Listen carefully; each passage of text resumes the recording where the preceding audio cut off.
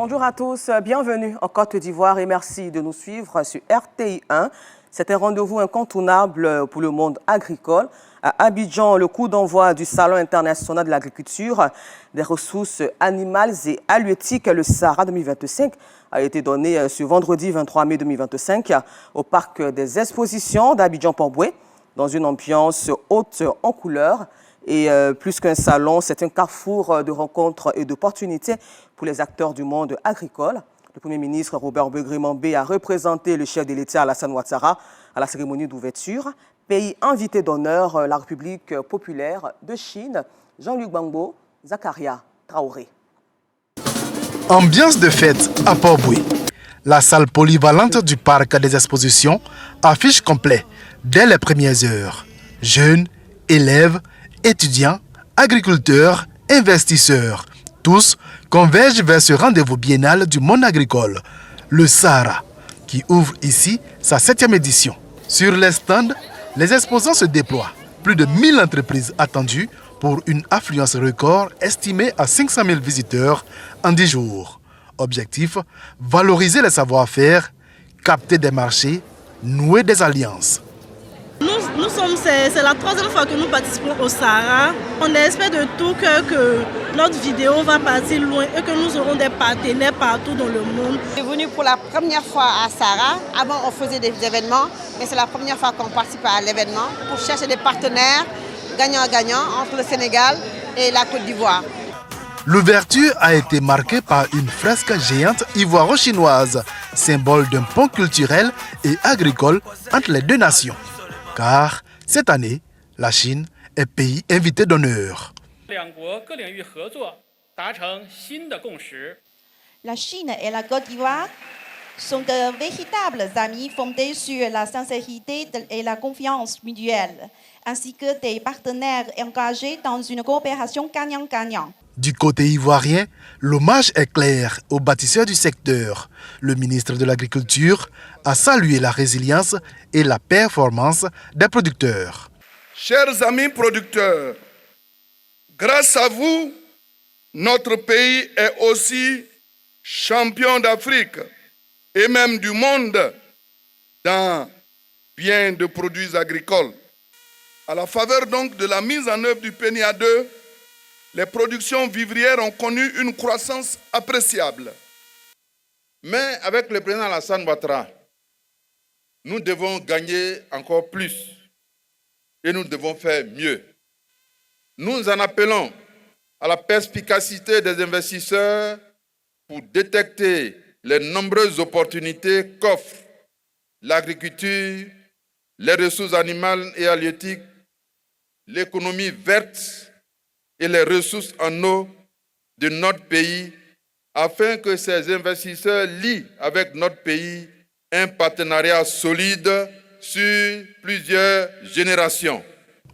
Du sol au stand, de la terre à la technologie, le Sahara 2025 s'ouvre sous le signe de l'innovation et du dialogue des cultures. 10 jours pour penser, échanger, bâtir ensemble l'agriculture de demain. Et pour le développement et le bien-être des populations, construction d'un château d'eau de 5000 m3 et réhabilitation d'un second de 5000 m3, la cité d'Abobo bénéficie de travaux d'amélioration de la desserte en eau potable, fruit de la coopération ivoiro-espagnole d'un montant de plus de 14 milliards de francs CFA. L'infrastructure a été livrée aux populations en présence du Premier ministre, chef du gouvernement Robert Begré-Mambé. Et c'est une bonne nouvelle pour les 850 000 habitants de la commune d'Abobo. À Casablanca, au Maroc, l'ONG Novafrique a organisé ce vendredi 23 mai une série de panels consacrés aux défis du développement en Afrique. Experts et acteurs du continent ont donc croisé leurs visions autour des problématiques clés telles que la bonne gouvernance, l'investissement ou encore le rôle des diasporas. C'est un reportage de nos envoyés spéciaux à Casa, Abdoulaye Kone et Adama Sangaré. Dans la métropole économique du Maroc, les débats ont battu leur plein. Ces panels, organisés par l'ONG Novafrique, ont mis en lumière les leviers pour un développement plus inclusif et durable du continent. Présent à ce rendez-vous d'idées, Un expert marocain en développement économique salue l'initiative et en souligne la pertinence pour l'Afrique. On n'a pas le manager transformationnel qui va essayer de changer, de chambouler un peu l'existant, de faire une rupture avec le mode et l'approche classique de gestion et d'organisation des organismes. Pour cette responsable venue de Côte d'Ivoire, ces échanges viennent enrichir son projet axé sur l'amélioration de la gouvernance et des services publics. Ça a été l'occasion pour tous les panélistes aussi de s'enrichir de nos expériences, de voir ce qu'en matière de gouvernance, nous pouvons apporter par la digitalisation, la gouvernance économique et tous ces repères nous seront très nécessaires au retour pour améliorer encore notre type de management. Et pour clore, le directeur général des Ivoiriens de l'extérieur rappelle le rôle essentiel que joue la diaspora dans la dynamique du développement continental. La Côte d'Ivoire s'appuie aussi sur sa grande diaspora en termes de compétences, en termes de ressources, en termes d'investissement, mais en termes d'appui à la politique globale. Ce qui fait que nous sommes dans une position d'accompagnement des diasporas ivoiriennes, à prendre part non seulement au développement du pays, comme c'est inscrit dans le PND, l'ancien comme le nouveau en vue qui va se réaliser, mais aussi inciter à un retour vers le pays en termes d'insertion socio-économique et de prise de place sociale économique réelle dans le processus de développement du pays. Quelques heures avant la remise des trophées du prix Padel 2025, ces échanges ont donné le ton d'une journée placée sous le signe de l'engagement pour l'Afrique, une mobilisation saluée par tous les participants. À la page religion entamée depuis le 17 mai dernier, le programme de voyage du Hajj 2025 suit son cours normal. Et ce vendredi 23 mai 2025, le 11e vol du contingent étatique est arrivé en Arabie Saoudite et les 388 pèlerins de ce vol passeront des jours comme les 4000 premiers qui les ont précédés depuis l'entame de ce pèlerinage musulman. Walter Amadou Ouattara et Baba Diakité en Arabie Saoudite. Aéroport international Félix Houphouët-Boigny d'Abidjan, terminal dédié au Hajj. Dans cette salle d'attente des candidats au Hajj 2025. Certains vont en Terre Sainte pour la première fois, quand d'autres sont sur le point de réitérer le voyage. C'est mon deuxième Hajj, toujours à la recherche de Dieu, parce que tout s'acquiert sur le chemin de Dieu. Avant le vol, c'est un peu un sentiment de stress et puis un sentiment de joie aussi, parce que c'est un voyage spirituel. Sur l'organisation mise en place, les impressions sont bonnes pour l'heure. C'est le premier Hajj pour moi. Je trouve que ça a été très bien organisé, on n'a pas perdu de temps.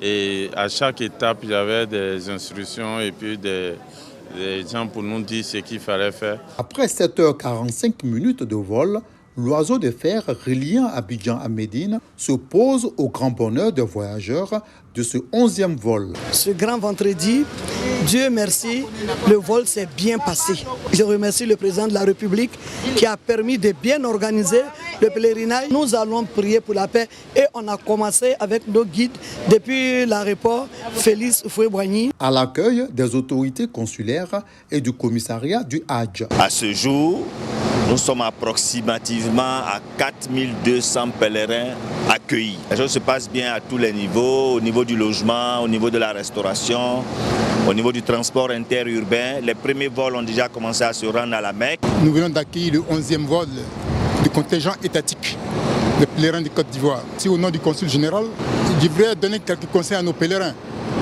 Parce que pour d'autres, c'est la première fois qu'ils voyagent et surtout le climat d'ici est aride. Leur dire de s'hydrater au maximum, de boire beaucoup d'eau. Que Médine, c'est une première étape. Le Hajj a besoin de beaucoup d'énergie, beaucoup d'endurance. Et nous prions Dieu que nos parents soient à la hauteur, Inch'Allah. Ces pèlerins resteront 3 jours durant à Médine avant de se rendre à la Mecque. Les 3 jours seront faire les ziyarats. Première chose, chez le prophète d'abord dans sa grande mosquée qui est Raouda, qu'on doit le faire ziyara. Et après ça, il y a des ziyarats Uhud, Ashab al-Uhud. Et après ça, il y a Masjid Quba. Après ça, il y a Masjid Kiblaté. Rappelons que le Hajj est le 5e pilier de l'islam. Il est recommandé à tout musulman qui en a les moyens de l'accomplir. Retour en Côte d'Ivoire où le corps préfectoral et la police étaient réunis pour une séance de sport collective. Ils ont été soutenus dans cette activité par le ministre de tutelle. Le compte-rendu de Pascal Koné et Kader Bachila. Plus de 500 personnes issues du corps préfectoral et de la police nationale à cette deuxième édition. Au programme, étirements et marches. Dans une ambiance bon enfant, ils ont arpenté les rues de la commune du Plateau.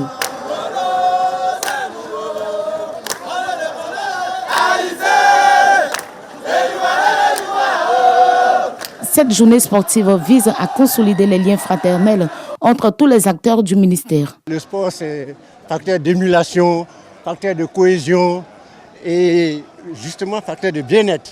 Donc de temps en temps, il est bon qu'on se retrouve tous ensemble comme ça, tout grade confondu, pour travailler physiquement notre corps. En tout cas, je suis heureux d'être ici. Une journée saluée par les participants. C'est une très bonne initiative. Vous voyez là, aujourd'hui, on ne sait pas qui est qui, on ne sait pas qui est DG, qui est ministre. Nous sommes tous ensemble, nous communions ensemble. Et vraiment, nous sommes très contents de participer à cette activité sportive. C'est un parcours défini. Le ministre sait très bien que le parcours peut convenir à tout le monde. Il sait que ses collaborateurs sont en forme, donc on n'a pas d'inquiétude. Cette journée sportive s'est terminée par le géant fitness sur l'esplanade du ministère. Le ministre Vagondo Dumondé a rassuré ses collaborateurs que ce rendez-vous sportif va se tenir chaque mois. Ailleurs dans le monde, en République démocratique du Congo, RDC, le Sénat a voté ce jeudi 22 mai à une large majorité la levée des immunités de l'ancien président Joseph Kabila. Il est accusé par la justice militaire de complicité avec la rébellion de l'AFC M23 qui a pris le contrôle de plusieurs zones de l'Est du pays, notamment Goma. Le département d'État américain a annoncé ce jeudi 22 mai l'entrée en vigueur des sanctions contre le gouvernement fédéral du Soudan, l'accusant d'avoir eu recours à des armes chimiques en 2024. Cela dans un conflit sanglant qui oppose l'armée régulière dirigée par le général Abdel Fattah al-Burhan aux paramilitaires des forces de soutien rapide menées par le général Mohamed Hamdan Daglo, dit MDT. Les autorités actuellement à Port-Soudan ont démenti un tel usage. Et puis, en réponse au président américain Donald Trump qui a menacé à 2 reprises ce vendredi 23 mai d'imposer des droits de douane de 50% à l'Union européenne, dans l'espoir de la diviser pour imposer aux 27 des accords commerciaux séparés.